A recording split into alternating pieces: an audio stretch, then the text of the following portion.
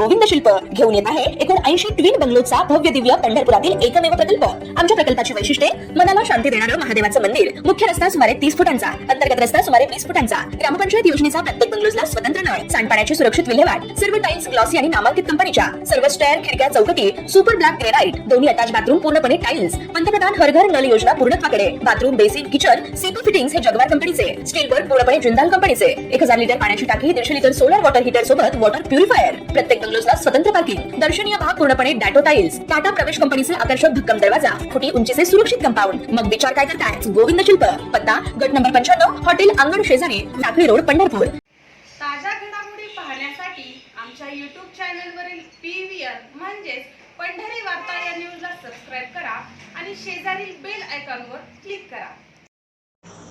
19 April रोजी वेळापूर येथे उत्तम जानकर यांनी घेतलेल्या बैठकीत माळशिरस तालुक्यातील मागील 25 वर्षापासून सुरू असलेला जानकर विरुद्ध मोहिते पाटील हा राजकीय संघर्ष संपुष्टात आल्याची घोषणा झाली आहे। या बैठकीस जयसिंह मोहिते पाटील आणि धैर्यशील मोहिते पाटील हेही उपस्थित होते आणि यावेळी बोलताना उत्तम जानकर यांनी 6 महिन्यांपूर्वीच मोहिते पाटील आणि माझी चर्चा झाली होती तेव्हाच आमचं ठरलं होतं असा खळबळजनक खुलासा उत्तम जानकर यांनी 19 एप्रिलच्या बैठकीत केल्यानंतर बैठकीस उपस्थित असलेले उत्तम जानकर समर्थक देखील बुचकळ्यात पडल्याचं दिसून आलं। माळशिरस तालुक्यात पक्ष ही बाब गौण ठरवत मोहिते पाटील समर्थक आणि मोहिते पाटील विरोधक असे दोनच राजकीय प्रवाह प्रभावी राहिले आहेत। प्रत्येक निवडणुकीत आमने सामने लढत आले आहेत आणि यातूनच या तालुक्यातील मोहिते पाटील विरोधकांनी उत्तम जानकर यांच्या मागेही आपले बळ उभा केल्याचं दिसून आलं होतं। रविवारी खुडूस येथे झालेल्या मोहिते पाटील विरोधकांच्या बैठकीत उत्तम जानकर यांच्यावर जोरदार निशाणा साधत आम्ही स्वाभिमानाची लढाई माळशिरस तालुक्यात लढत राहू असा निर्धार अनेकांकडून व्यक्त करण्यात आल्याचं दिसून आलंय।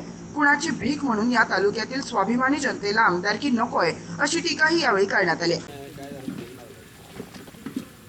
आम्ही राष्ट्रवादीचा गट विचार करत होतो सुरेशा तालुक्यामध्ये खासदारांना पाठिंबा द्यायचं जर आम्हाला माहितीचा ते भागच होता, पण काम किती पद्धतीने करायचं, काम किती पद्धतीने करायचं हे आमचं ठरत नव्हतं। उत्तमराव कोणी काय ठेव उत्तमरावची कहाणी सांगतो। उत्तमराव जानकरांची सगळ्या सहकार्य सगळ्यात आधी कोणी केलं असं तरी तांदूळवाडी या गावात केलं। हे तांदूळवाडी आणि मोहिते पाटील परिवाराचं नातेसंबंध अगदी जवळची घराचे नातेसंबंध।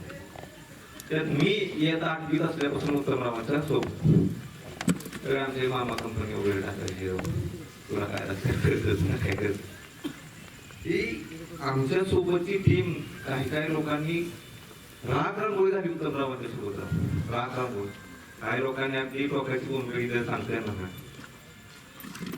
2014 मी विजयदादा उभा राहिल्यानंतर त्यांच्यासोबत प्रचाराला बाळदादांचं बोलणं विजयदादांचं ठीक आहे म्हणलं, मोठा नेता आहे, कृष्ण व्यवस्थित गरजेचं आहे। त्या माध्यमातून आम्ही विजयदादांसोबत काम करायचो। राष्ट्रवादी पक्ष आमचा पवारसाहेब आता जगात आवडता पक्ष, पोलीस आवागड विचारसरणी आम्ही निवडणूक झाली। बाळदादा येणार तांदूळवाडीमध्ये त्या समिती तांदूळवाडी या गावामध्ये तांदूळवाडी सदस्य निवडून आले आणि पाटलाची तालुक्यातली पहिल्यांदा पंचायत समिती होती। आम्हाला म्हणले या गावानं पंचायत समिती घालवली, आमच्या वडिलांचं काकांवरची काकांचं आवडतं गाव घ्यायचे। ठीक आहे म्हणलं आता सदा बापू सारखा माणूस काम करू, युवक आघाडी आम्ही उभा केली तांदूळवाडी तिसरी। आणि कधी न मिळणार मत तांदूळवाडी गावात ह्या 20 वर्षामध्ये न मिळणारं लीड विजयदादांना आपण 700 मतांचं दिलं। विधानसभेची निवडणूक लागली, बाळदादांचं काम संपलं, आपला बंधुराज निवडून आले, मोठे दादा निवडून आले, बाळदादा निवांत झाले। हनुमंतराव डोळसवाई उभारले। त्यावेळेस बाळदादांनी जे काही शब्द वापरले हे जे तुम्हाला आज कळलं ना, जानकर आणि मोहिते पाटील एक आहे, हे 2014 ला मला कळलं। हे उत्तमरावांचं 1995 पासूनच चाललेलं जे काय होतं ना, मोहिते पाटलाला भांडायचे, मोहिते पाटील उत्तमराव फार एवढे पाठायचे की एकमेकांना सगळ्या प्राण्यांचे उपमा देऊन झाले, प्राणी संग्रहालय रिकामं। तर कशासाठी वाटायचे? माळशिरस तालुक्यातल्या जनतेची काळजी कोण जास्त घेतो? गुदमरलाय माळशिरस तालुक्यातल्या प्रेम, एवढी म्हणजे प्रेम त्यांचं माळशिरस तालुक्यावरती, आणि किती प्रेम आहे आणि किती एकमेकांसोबत लोकशाहीच्या मार्गाने संघर्ष करत होते मनापासून, हे काल सिद्ध झालं। पण आता ही जे आज आपण निवडणुकीच्या पार्श्वभूमीवरती खडसे सरपंच साहेबांनी जी मीटिंग अरेंज केली.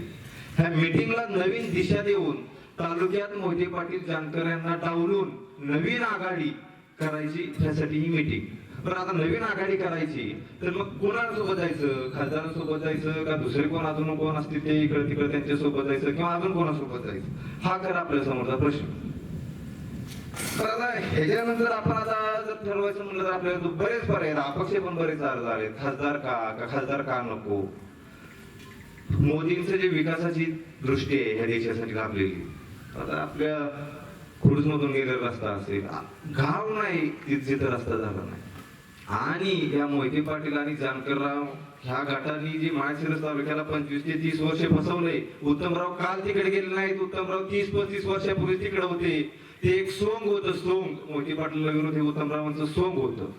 आणि ही जी तालुक्याची 35 वर्षाची त्यांनी आपली वाया घालवली आणि सर्वसामान्य जनतेला फसवलं, ह्याच्यासाठी आपल्याला खास करून युवकांना इथं जमलेल्या माझ्या विनंती आहे, आपल्याला एक नवीन टीम तयार करून युवकांनी ही जबाबदारी खांद्यावर घेतली पाहिजे. ज्येष्ठांनी त्याचं नेतृत्व केलं पाहिजे, मार्गदर्शन केलं पाहिजे. पण आता खासदारांचं आपण इथं मागाशी कोणतरी म्हटलं की आपण रणजित नाईक निंबाळकरांना पाठिंबा द्यायचा. आता का मी निंबाळकर आहे म्हणून नाही, मागच्या वेळी माझ्या एवढं मी आणि सुरेश आबा ह्या माळशिरस तालुक्यातून आम्ही एक ठराविक लोक संजय मामाचा प्रचार केलेले लोक. हे काय माझी भावकी किंवा हास्यातला काय भाग नाही. खासदारांना का पाठिंबा द्यायला जातो तर बचेरी शिंगुर्णी ही जी गाव आहे ती 22 दुष्काळी गाव, आपल्या तालुक्यातले आपले गुरुचे एक छोटा भाऊ म्हणून ते बचेरी शिंगुर्णी गाव आहे. ह्या गावाला कधीच पाणी आलं नाही. ते खासदारांनी परवा दिवशी 22 गावांना 4,000 कोटी जवळपास मजबूत केले. आता कृष्णा भीमास्त्री काय करायचं मोहिते पाटलांनी?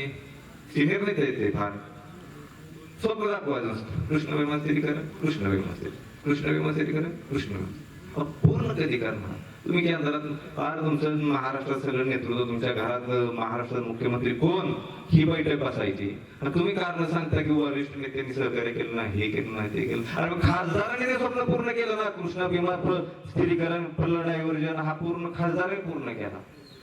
आणि खासदारांना येतोय फरक समजू नये. खासदारांचं फार या नीरा नदीच्या अलीकडे इकडून अगदी पैसे सुपली पासून वाठारपर्यंत ह्यांनी पहिल्यापासून ह्यांनी व्यवस्थित ह्या महाराष्ट्राच्या मातीसाठी योगदान दिलेली ही लोक आहेत.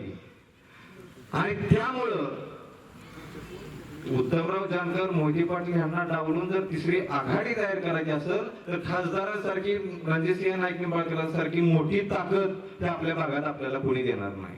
देतील पण ते लांब कोण बाहेरचे असतील, इकडून मूछ कोणाला कोण कुठले देतील, कुठले देतील. पण आपल्या जवळचा एवढा मोठा नेता आहे की उद्या हा केंद्रात मंत्री होऊ शकतो आणि अतिशय दिलदार आणि शब्द पाळणारा माणूस.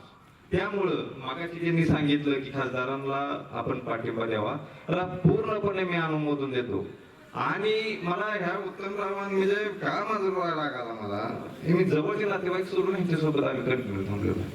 बरेच म्हणजे घरातून संघर्ष करत करत हा तर हाय गडी बोलतोय लोकशाही टिकल, मोहिते पाटलांच्या विरोधात बोलतोय लोकशाही टिकल. दुसरा उद्देश काय नाही, लोकशाही टिकल. हे मॅनेज होतं, हे सोंग होतं. हे 2014 आम्हाला कळलं. अक्षरशः मी 5-6 वर्ष राजकारणात अलिप्त झालो.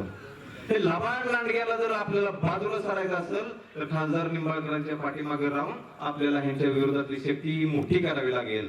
आणि वरिष्ठ नेतृत्व पण काय म्हणजे असं काय म्हणजे आपण फक्त निंबाळकर किंवा मोहिते पाटील जानकरांना विरोध म्हणून आपण अशा कोणाला आयडिया करायला जात नाही. वरती नरेंद्र मोदी हे विश्व जगात संपूर्ण त्यांनी नाव केलेलं आहे. अशा नेतृत्वाला डावणं हे माझ्या दृष्टीनं चुकीचं वाटतं. खास करून युवकांना तर माझं इथं आव्हान आहे की आपल्याला जमल तसं, झेपल तसं ही जी लबाड लांडग्याने आपल्याला फसवलंय 35 वर्ष, त्यांचा बदला म्हणण्यापेक्षा पण ह्यांचं राजकारण आपल्याला पूर्णपणे संपुष्टात आणून एक चांगल्या विचाराची फळी निर्माण करून आणि चांगलं नेतृत्व आपल्याला नवीन उभा करण्याची गरज आहे. कोणीही नेतृत्व करा, तरुण ज्येष्ठ असतील, तरुण असतील, कोणीही एक टीम तयार करून त्यांच्या मार्गदर्शनाखाली असतील. बरेच लोक आहेत, के पाटील साहेब आहेत, फतेसिंह दादा आहेत, हिंदुराव दादा आहेत, आबाल नाही, मला काय जास्त माहित नाही या भागातलं, पण बरेच लोक असे नेतृत्व आहेत की ह्यांना ह्या मूर्ख माणसांपेक्षा कितीतरी हुशार लोक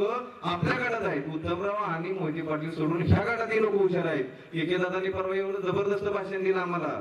म्हणलं अरे काय आपल्या तालुक्यात एवढी बुद्धिमान लोक असताना सुद्धा आपण जर ह्या अतिशय हलकट वृत्तीच्या लोकांसमोर आपल्या तालुक्यानं 45-50 वर्ष घालवले ती अशा लोकांना डावलून आणि त्यांना पण सिनियर नेत्यांना पण माझी विनंती आहे की तुम्ही हात काढून घ्यायचा नाही आपण काय आता निवृत्त झालो रिटायर झालो असे नाही बोलकडे होईल. तरुणांना घरातल्या मुलांना तरुणांना तुम्ही पाठिंबा दिला पाहिजे. आई बहिणींनी त्याला साथ दिली पाहिजे आणि ज्येष्ठांनी मार्गदर्शन केलं पाहिजे, नेतृत्व स्वतःनेच केलं पाहिजे. एवढं बोलून मी मला बरेच काय गोष्टी बोलायचं अचानक मला माहित नव्हतं आणि बरेच मुद्दे तयार करून आणले असते, पण ह्यांच्यासमोर आपल्याला पर्याय उभा करायचा आहे. संधी दिली बोलण्याच्या बद्दल आभार आहे मी तुमचा.